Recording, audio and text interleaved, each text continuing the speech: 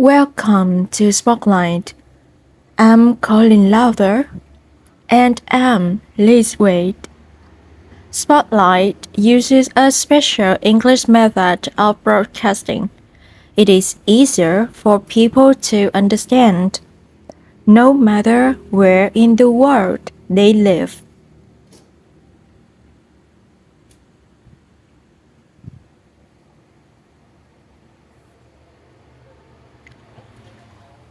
Think of an event in your life that you remember very well.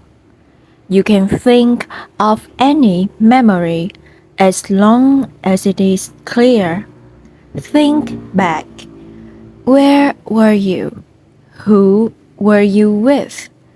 What time was it? Can you smell anything? Taste anything?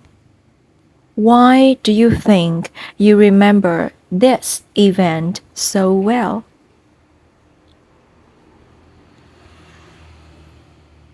Memory is strange.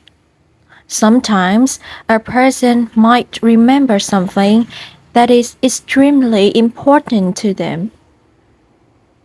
At other times, she may remember a fact that does not matter at all.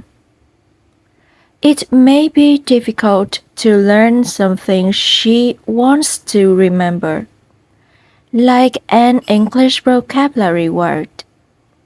But this does not always have to be the case. There are actually special methods that you can use to improve your memory. Today's spotlight is on how to use your memory to remember anything. No one's memory is perfect. What a person remembers can be unreliable. Even the most intelligent people forget things. This does not mean a person has a bad memory. It means he's not using his mind to his advantage. The brain has two kinds of memory. The first is short-term or working memory. This kind of memory is useful for a very short time. Experts say you can store 4 sets of information in your short-term memory at the same time. Information in short-term memory will last about 20 to 30 seconds or less. Then it disappears. The second kind of memory is long-term memory. Long-term memory is what people usually think of when they say they have memorized something. Memories in the long-term memory stay. A person can remember them again and again. These are memories like the names of people you know, how to do a task, or memories from a special event from a long time ago. The trick of remembering is moving information from short-term to long-term memory. No one knows exactly how this happens, but scientists do have theories.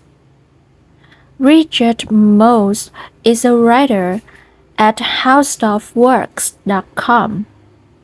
He writes that going from one kind of memory to the other is all about attention. You must focus on particular things.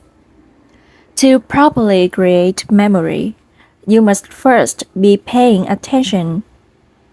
You cannot pay attention to everything all the time. So most of what you see every day is filtered out. Only some information passes into your conscious awareness. How you pay attention to information may be the most important part of how much you actually remember. People also remember things that are similar to what they already know. This is because of the structure of the brain. Most of the brain is made of cells called neurons. When we learn something, different neurons can connect it to each other. When these neurons stay connected, it forms a memory. The more connections a memory has, the stronger it will be. For example, think of the person you know. When you think of that person, the same neurons become active in your brain every time. Memories can also link to other memories, making them stronger still. This is why memories with multiple senses last longer.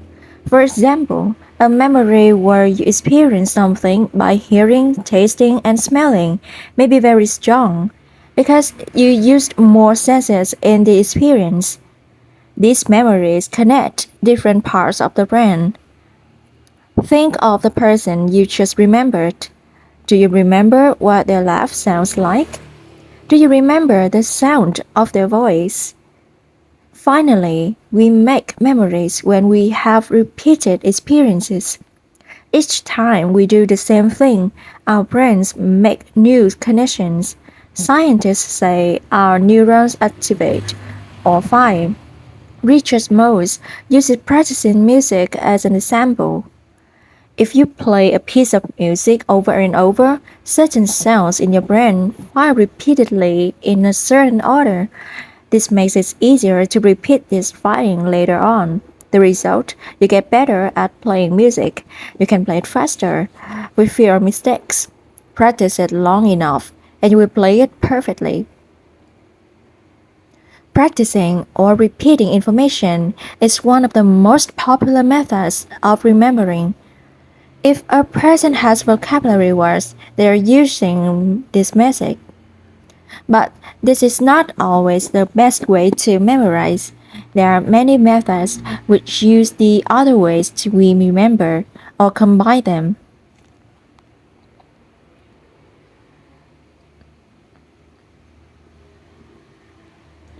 Another memorization method is called a mnemonic device.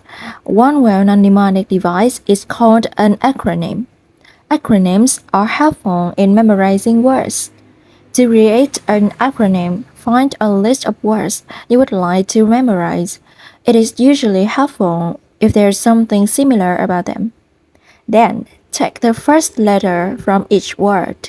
Organize those letters into a word or phrase. You have now made an acronym. Each letter in the final word stands in for another word.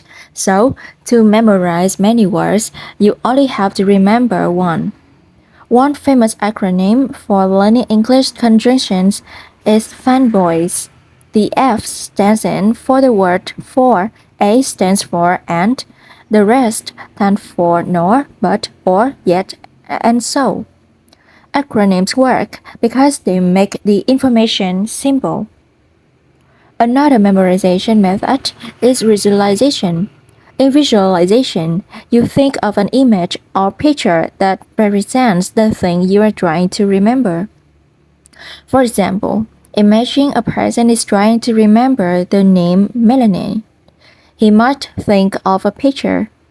In the picture, a woman is holding a melon fruit.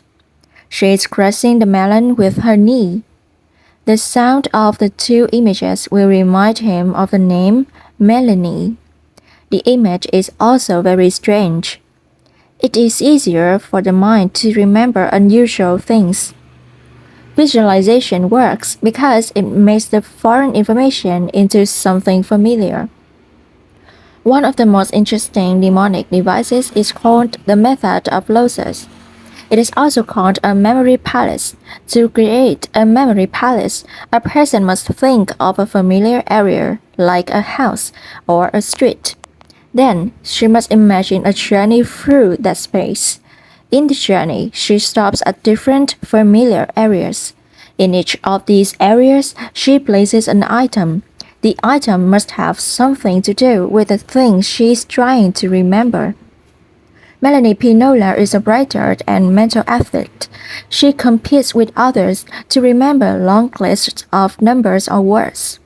She wrote about the memory palace technique for lifehacker.com. For everyday use, the memory palace is helpful for remembering a list of things. Start a journey beginning at the place you know very well, like your home. Begin at your door.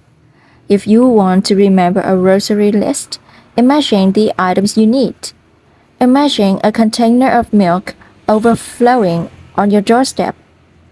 When you get inside, perhaps two giant sticks attack you in your doorway. Continue to your living room to find pretzels dancing on the rug. Again, the more movement, strange experiences, and senses you put into your memory palace, the better your memorization. This may seem like a lot of work, creating more information than the person needs to memorize. But the method of loci is actually a way of hacking the brain. To remember something, the brain needs a network of information. Without this network, the memory will fade quickly. The method of loci creates a new network. It uses multiple senses, and then it attaches the network to something familiar. This way, what you are trying to remember enters a long-term memory. There are many more mnemonic devices, but most memory methods involve one of these three steps. Make it simple, visualize it, that is, imagine you can see it in your mind, connect the information to something you already know. If you can master these simple tips, you will be able to remember huge amounts of information. What will you memorize now?